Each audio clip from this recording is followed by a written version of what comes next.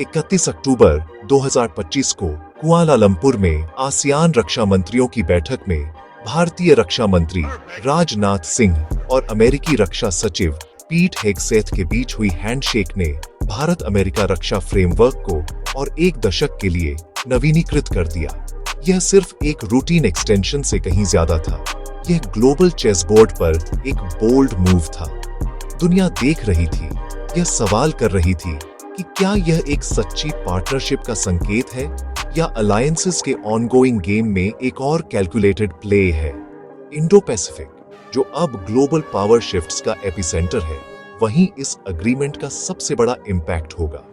भारत के लिए, जो हिस्टोरिकली नॉन अलाइंड रहा है, यह ग्लोबल लीडरशिप की ओर एक प्रैग्मेटिक पिवट को दर्शाता है। अमेरिका के लिए यह चीन के राइजिंग प्रभाव से घिरे क्षेत्र में एक स्ट्रैटेजिक एंकर है। यह अग्रीमेंट, जिसे आधिकारिक तौर पर framework for the US India major defence partnership कहा जाता है, अनप्रेसिडेंटेड कोलैबोरेशन का वादा करता है, एडवांस्ड वेपन्स के को डेवलपिंग से लेकर सेंसिटिव इंटेलिजेंस साझा करने तक। फिर भी गर्मजोशी भरे शब्दों के नीचे मोटिवेशंस और रिस्क्स का एक जाल बाकी है। क्या यह एक डिप्लोमैटिक मास्टर स्ट्रोक है या एक हाई स्टेक्स गैम्बल जो एशिया के भविष्य को परिभाषित करेगा? 2025 का फ्रेमवर्क भारत और अमेरिका के बीच हाल की उथल-पुथल की आग में गढ़ा गया था। ट्रेड टेंशन्स तब भड़के जब ट्रंप प्रशासन ने भारतीय सामानों पर भारी टैरिफ्स लगाए, जिसने नई दिल्ली को अमेरिका की अनप्रेडिक्टेबिलिटी की याद दिलाई। इसके बाद एनर्जी डिस्प्यूट्स हुए, जिसमें अमेरिका ने भारत पर रूसी तेल आयात कम करने का दबाव डाला। फिर भी पैराडॉक्सिकली भारत को अमेरिकी तेल की बिक्री आसमान छू गई।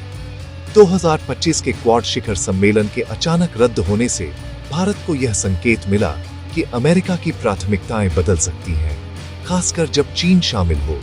इन तनावों के बावजूद सैन्य संबंध गहरे हुए। भारत ने US led combined maritime forces में शामिल होकर अरब सागर में सहयोग बढ़ाया।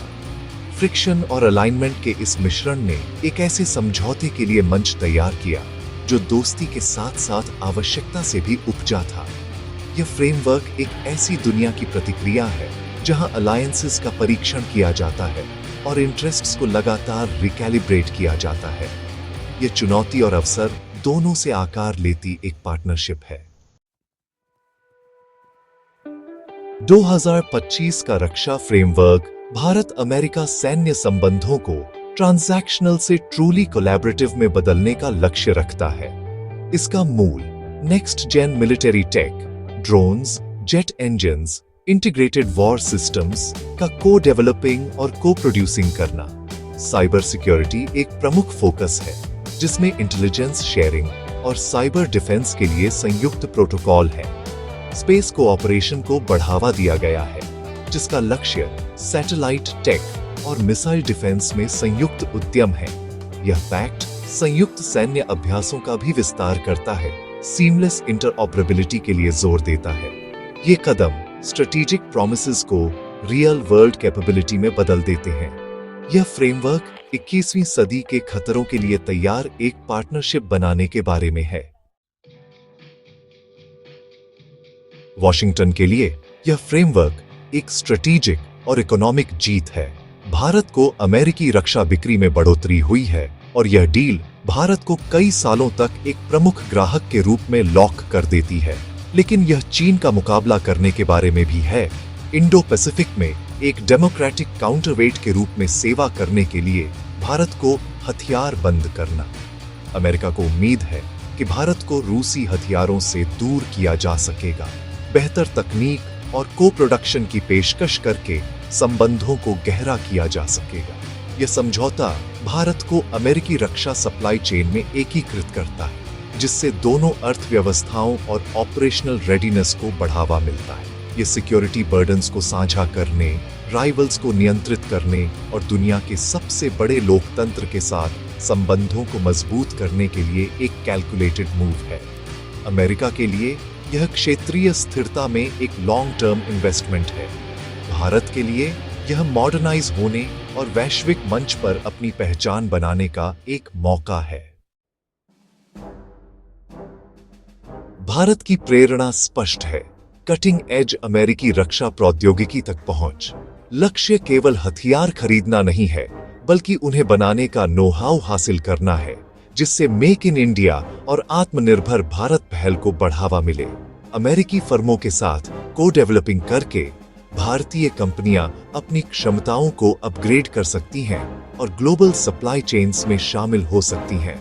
सपना तेजास फाइटर जेट जैसे स्वदेशी प्रोजेक्ट वर्ल्ड क्लास टेक के साथ पनपते हैं, जिससे आयात पर निर्भरता कम होती है। स्ट्रेटेजिक ऑटोनॉमी एंड गेम है, एक सेल्फ रिलायंट रक्षा इकोसिस्टम बनाने के लिए साझेदारी का उपयोग करना। भारत निर्भरता के बजाय सहयोग के माध्यम से शक्ति चाहता है। यह फ्रेमवर्क सैन्य आधुनिकीकरण, रोजगार सृजन और क्षेत्रीय प्रभाव की दिशा में एक प्रैग्मैटिक कदम है।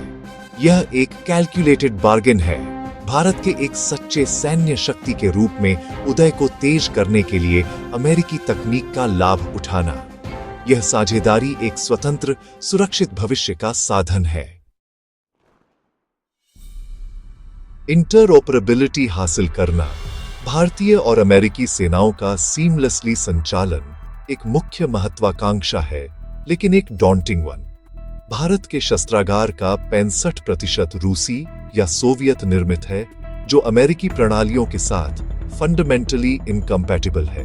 इस अंतर को पाटने के लिए कॉस्टली रिप्लेसमेंट्स या कॉम्प्लेक्स ट्रांसलेशन टेक की आवश्यकता है, जिससे टेक्निकल और स्ट्रेटेजिक रिस्क्स पैदा होते हैं। डीप इंटीग्रेशन से विरासत प्रणालियां अमेरिकी निगरानी के संपर्क में आ सकती है, जो भारतीय योजनाकारों के लिए एक चिंता का विषय है।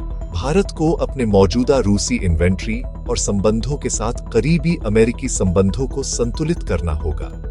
फुल टेक्निकल इंटरऑपरेबिलिटी एक दूर का लक्ष्य है, जिसके लिए कठिन विकल्पों और बड़े निवेश की आवश्यकता है।